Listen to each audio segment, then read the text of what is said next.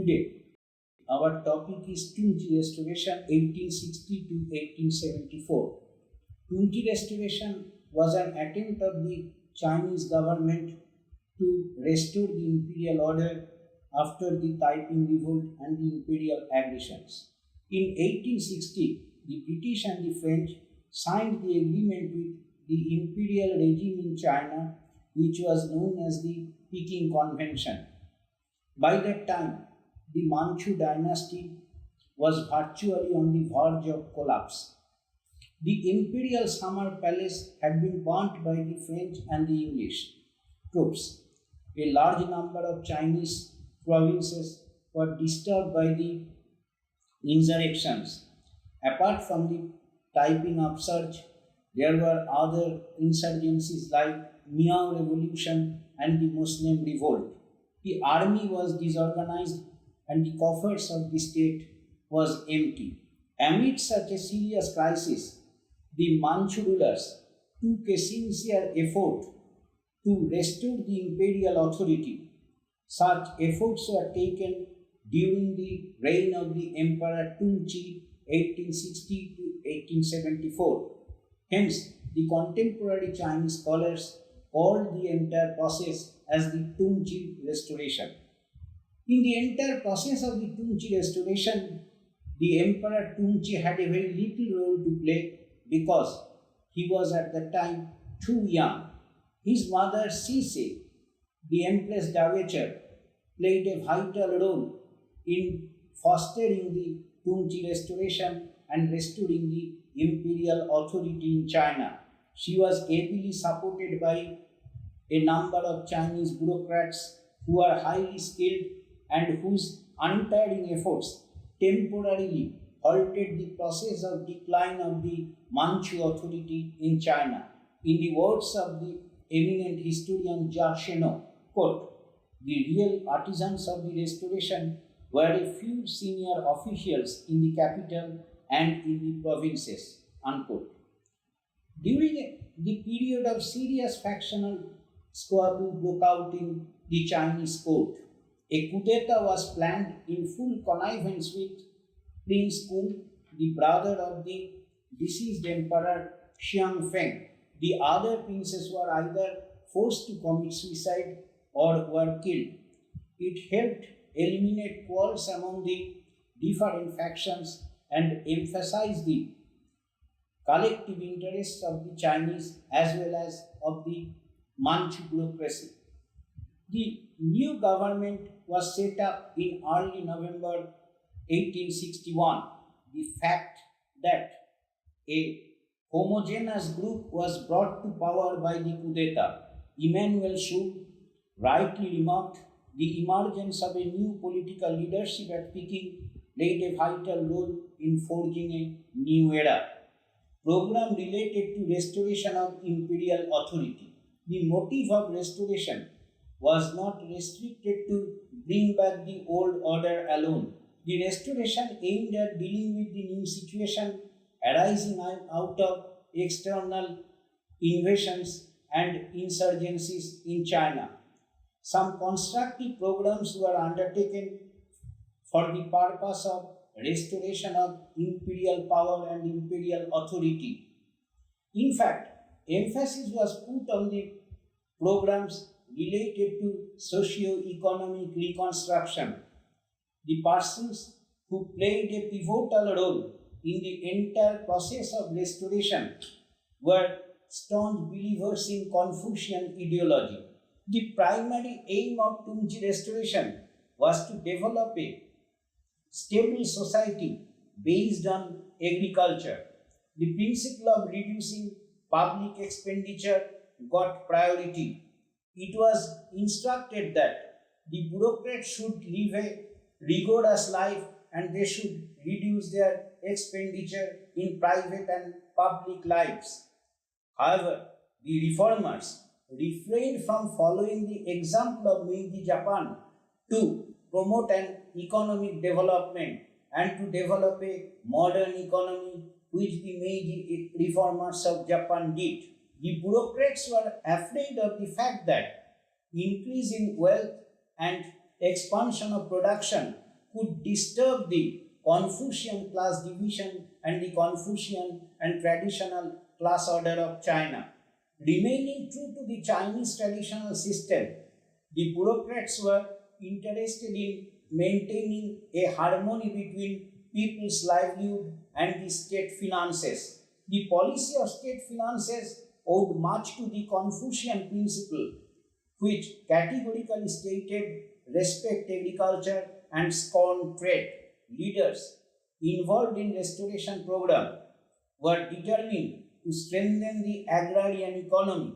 They actually emphasized on three issues. One, expansion of agriculture. Two, emphasis on public welfare. And three, reduction of land tax.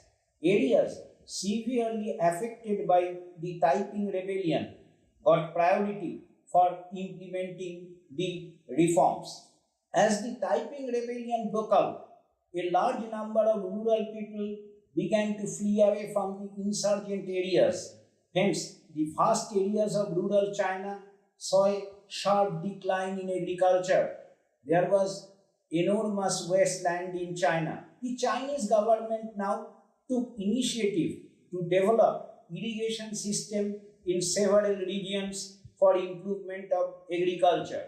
Irrigated areas gradually began to attract the peasants who left their land. The government again took measures to rehabilitate the fleeing peasants in their respective areas. Toward the end of 1866, the governor of Xinjiang reported that agriculture and silk rearing saw a marked improvement in almost all the districts.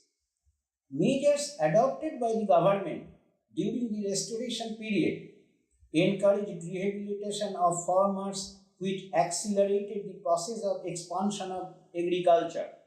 The government officials of Xinjiang confiscated the wastelands and sold them to the new settlers at a very low price.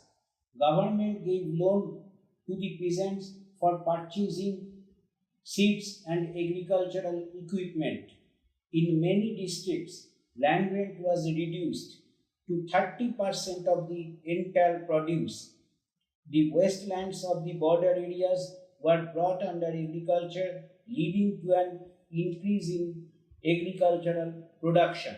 Modification in land ownership.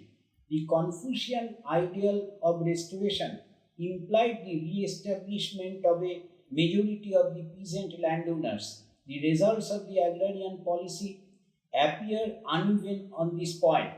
The situation varied from district to district, even village to village. At Zhenjiang, in Jiangsu, the big landowners disappeared along with the Taiping Rebellion, and only peasant landowners were left.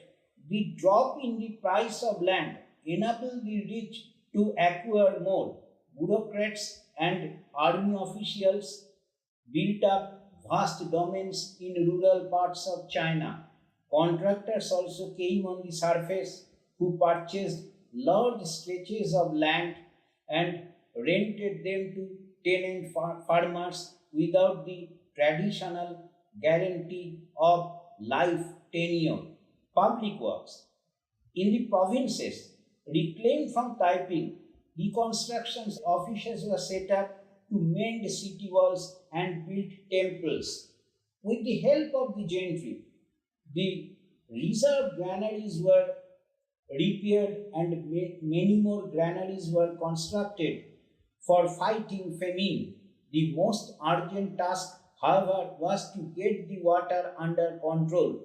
Vast stone reservoirs were built up and dikes were rebuilt along the sea coasts. During the early years of the Tung Chih Restoration, provincial officials tried to drag the riverbed and repair the dikes. The Yellow River, however, again flooded in 1866, and the governor of Shantung engaged the flood victims to the work of vast reclamation project. Reduction of land tax. As a crucial factor behind the popular insurgencies in China in mid-19th century was the tax abuse, and since overtaxation could hamper the resumption of agriculture in China, the restoration officials reduced some of the taxes that proved burdensome for the peasantry. During the Tung Chih Restoration, land taxes were cut by 30% compared with the years between 1840 and 1850. Total or partial rebates were often granted in the disaster areas. The most important measure was the permanent reduction of land tax in certain areas. An edict of July 1863 sanctioned a reduction of two-thirds of the basic rates.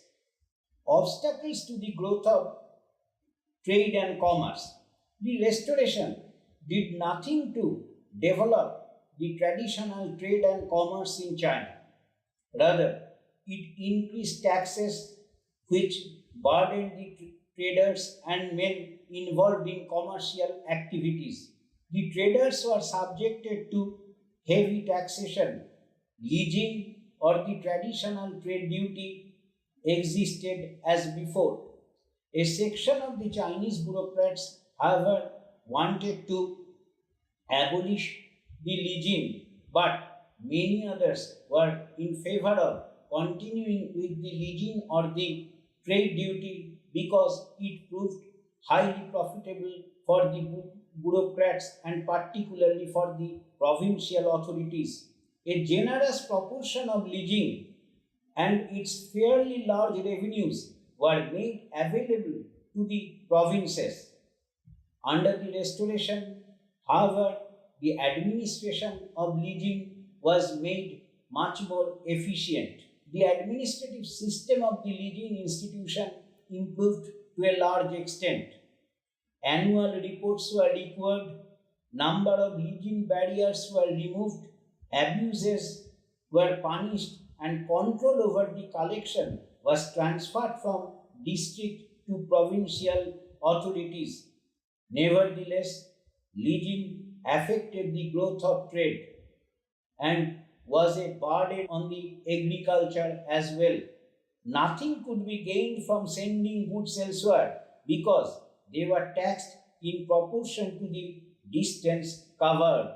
The existence of leasing actually accentuated the stagnation of trade and a tendency towards subsistence farming, thereby affecting the output as well as the standard of living both of the gentry as well as of the peasantry. Transport and communication. Efforts were made in the field of transportation, particularly in connection with the measures to fortify Peking by sea and ensure its food supply. There was growing interest in the use of steamships in coastal traffic. The droughts and floods of 1867-68 made it necessary to convey the grain tribute by sea. Furthermore, the merchants were interested to carry their goods through sea for avoiding the payment of leasing. The first Chinese company was the China Merchant Steam Navigation Company, which was established in 1872. Mines. The Restoration administration put emphasis on the development and modernization of mining system in China. Officials of Zhili encouraged the private operation of coal mines near Tianjin. Initiative was taken to start copper mining again in Yunnan, but the efforts were faced with multifarious problems like paucity of capital, dearth of qualified and efficient technicians and enterprisers in general. The Restoration leadership showed scant interest in the development of industry except in military field. Public finances. The Restoration government was interested in stabilizing the people's livelihood, but their contempt for economic development adversely affected the program. The restoration officials did nothing to improve the state finances, and this failed to bring about a balance between the people's livelihood and state finances, which remained an economic problem with the Chinese authorities. The officials firmly believed that the increase in public expenditure was temporary, so they went for a makeshift arrangement and for temporary remedies. They lacked any long term program for economic development and financial settlement throughout China. Insurgencies and popular revolts had shattered the existing tax system. The Restoration Administration took steps to introduce a new tax system, but any effort to simplify the tax system or to introduce any uniform tax throughout the country was not taken. The efforts were lacking by the Chinese bureaucracy. Political and ideological reconstruction. One cannot ignore the political and ideological aspect of reconstruction. Famous historian on East Asia, John K. Fairbank, aptly observed, quote, Western ideas played a remarkably small part in the revival of 1860s. Restoration leaders reaffirmed China's ancient morality and stressed its application to practical affairs through statecraft. Unquote. Consistent with Confucian principle as guiding politics as a whole, the aim became to recruit men of talent and to keep them under control. The Chinese bureaucracy, particularly the Restoration statesmen, firmly believed that they would little depend on laws and regulations. Before that, the men of talent got priority. They believed that entire system can improve with the men of talent and men of quality, and prosperity actually depend on the men concerned and not upon the law and regulation. Keeping in view of that point, the examination system was reintroduced so that it became once more the only way of achieving power and prestige. In that, the advantage of providing well-educated officials who were influenced by Confucian morality. Once appointed, the officials were closely supervised.